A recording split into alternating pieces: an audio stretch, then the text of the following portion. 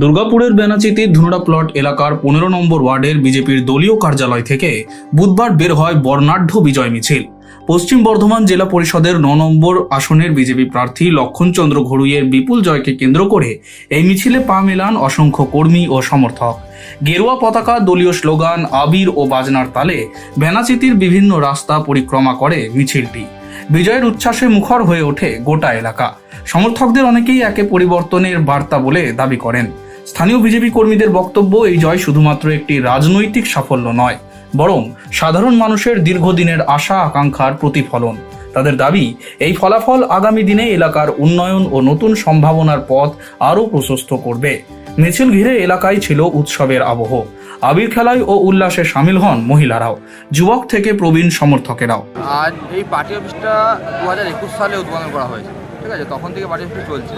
আর এই জায়গাটাই ছিল আমাদের বিজেপির একটা ঘাঁটি।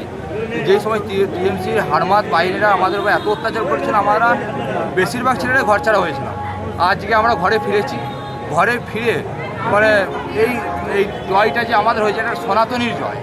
সনাতনী আজকে একটা দীর্ঘদিন হারমাত বাহিনীর শাসন শেষ করে আমরা সনাতনীর জয়ে আমরা আজকে আমাদের সবাই বাড়ি ফিরেছি। আর এই আনন্দটাই আমরা বিজয় মিছিলের মাধ্যমে, মিষ্টিমুখ করার মাধ্যমে, আমাদের পার্টি অফিসটা নতুনভাবে সাজানোর মাধ্যমে আমরা আমাদের খুশিকে মানুষের মধ্যে ভাগ করে নিতে চাইছি।